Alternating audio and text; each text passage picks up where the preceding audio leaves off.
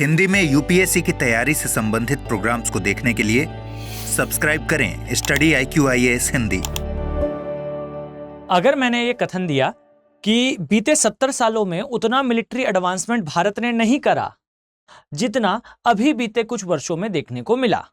तो आप सभी लोग कहीं ना कहीं बीजेपी और कांग्रेस या मोदी जी और नेहरू की बहस में लग जाएंगे।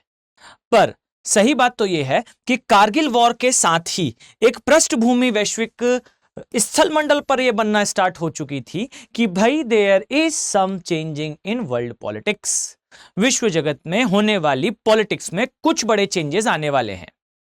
और यही मैं आपको समझाना चाहता हूं कि भाई बीते कुछ वर्षों में भारत ने लगातार अंडमान निकोबार के एरिया में, खासकर इंडो पैसिफिक के एरिया में अपनी स्ट्रेटेजिक लोकेशंस को और भी ज्यादा स्ट्रेंथन कर लिया है।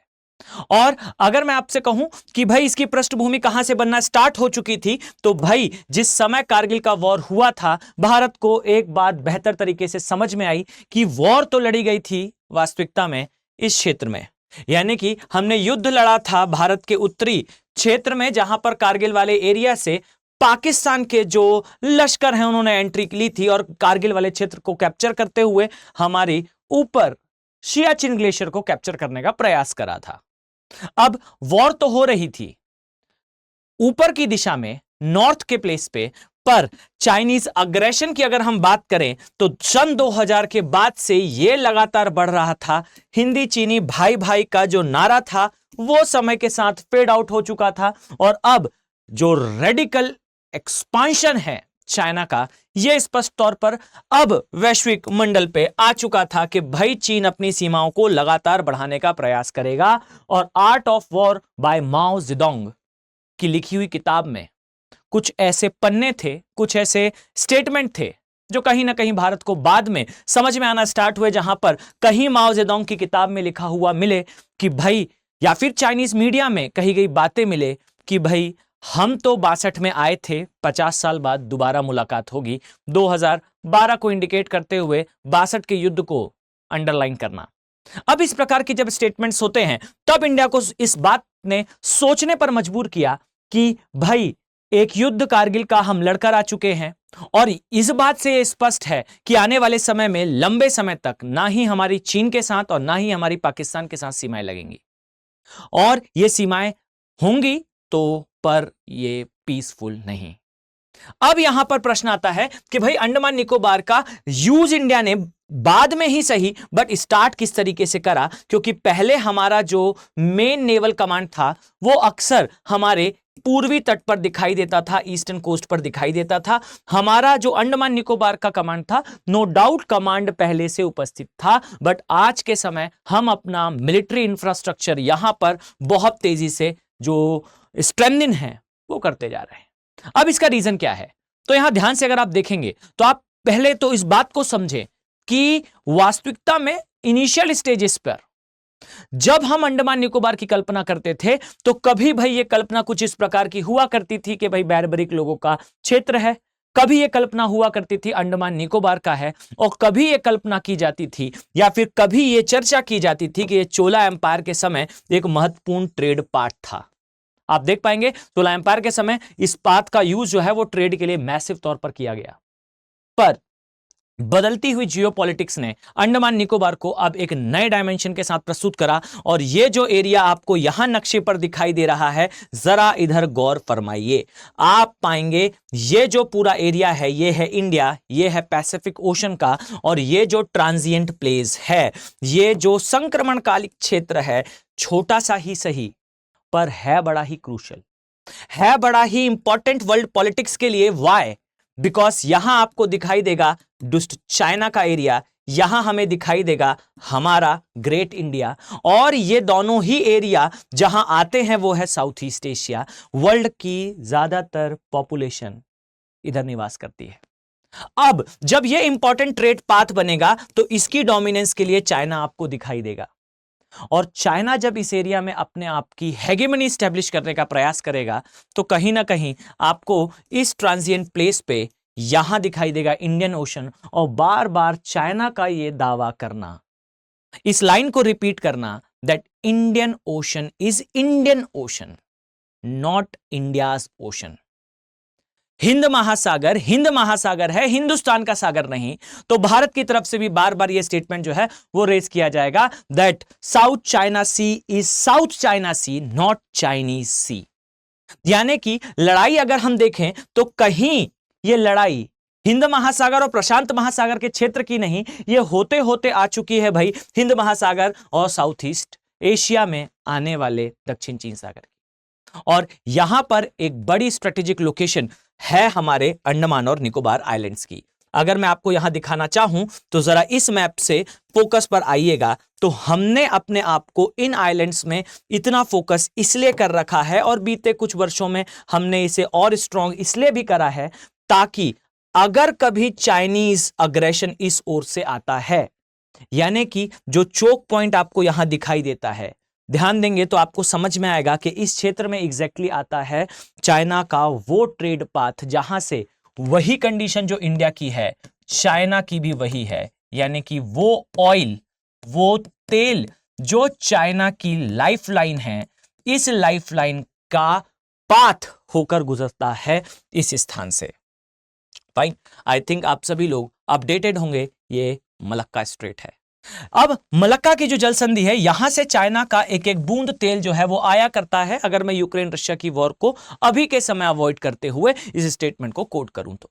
अब चाइना का इस स्ट्रेट पर इतनी डिपेंडेंसी होना कि भाई एक नाइटमेयर की तरह, एक बुरे सपने की तरह इसे इमेजिन करना कि भाई एक दिन ऐसा होगा कि इंडिया और यूएसए आकर इसको चोक कर देंगे। तो चाइना के इस नाइटमेयर को दूर करने के लिए चाइना ने तो एक रास्ता प्रपोज कर रखा है, और वो रास्ता ये है कि भाई ये जो स्थान दिखाई दे रहा है इसे कहा जाता है इस्थमस ऑफ क्रा या क्रा स्थल डमरू मध्य। तो भाई बुरे सपने का इलाज चाइना ने तो कर रखा है इस माध्यम से कि यहां पर बनाया जाएगा पनामा 2.0, यानी कि जैसी कैनाल यूएसए ने बनाकर अपने आप को महाशक्ति स्टैब्लिश कर लिया, कुछ उसी प्रकार का सपना जो है वो चाइना के द्वारा भी देखा जाता है कि नहीं चाहते हुए भी इतनी डिपेंडेंसी है इस मलक्का पर, तो क्यों ना मलक्का का अल्टरनेटिव बनाया जाए और इस्थमस ऑफ क्रा को क्रा नहर में बदला जाए और क्रा नहर का उपयोग करा जाए चाइना के व्यापार के लिए। अब भारत का आंसर सुनिए, समझ में आएगा आपको बेहतर तरीके से कि रियलिटी ये है कि भाई ये जो पूरा एरिया है, चाहे वो मलक्का हो चाहे फिर वो इस्थमस ऑफ क्रा हो, दोनों ही कंडीशन पर इंडिया कैन बीट चाइना। भारत चाइना को यहां पर बीट कर सकता है by just single exercise of strengthening, सिर्फ एक ऐसी एक्सरसाइज, और वो ये है कि अपने आप को अंडमान और निकोबार में कंसोलिडेट कर लेना।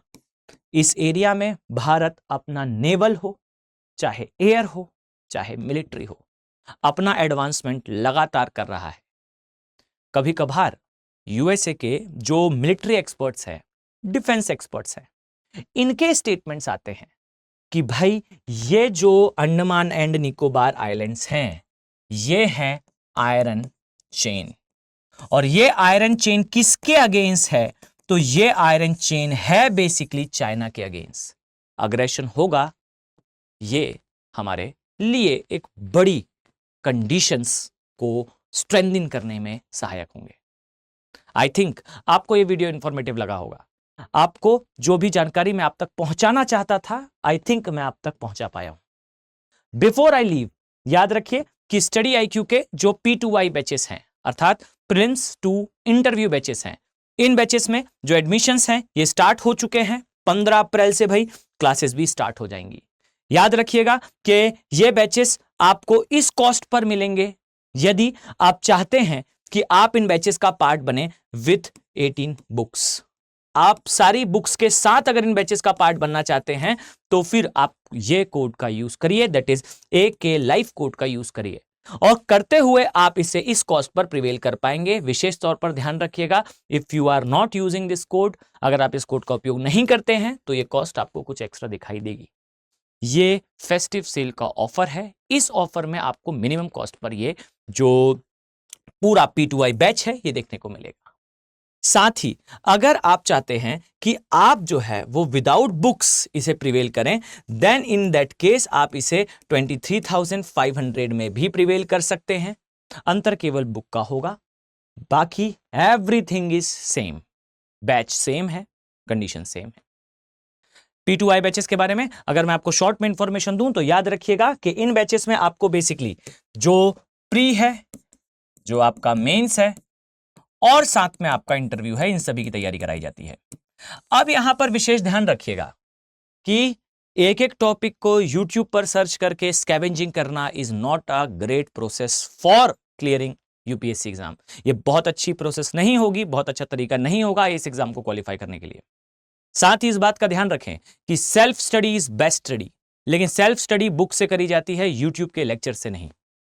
अगर आप सेल्फ स्टडी करना चाहते हैं बिल्कुल करें, लेकिन सेल्फ स्टडी का मतलब याद रखिएगा, सेल्फ स्टडी का मतलब है किताबों से उस चीज को पढ़ना, समझना और याद करना, ना कि यूट्यूब पर वो वीडियोस जो एल्गोरिदम के बेसिस पर रन हो रहे हों केवल उनसे पढ़ाई करना। आप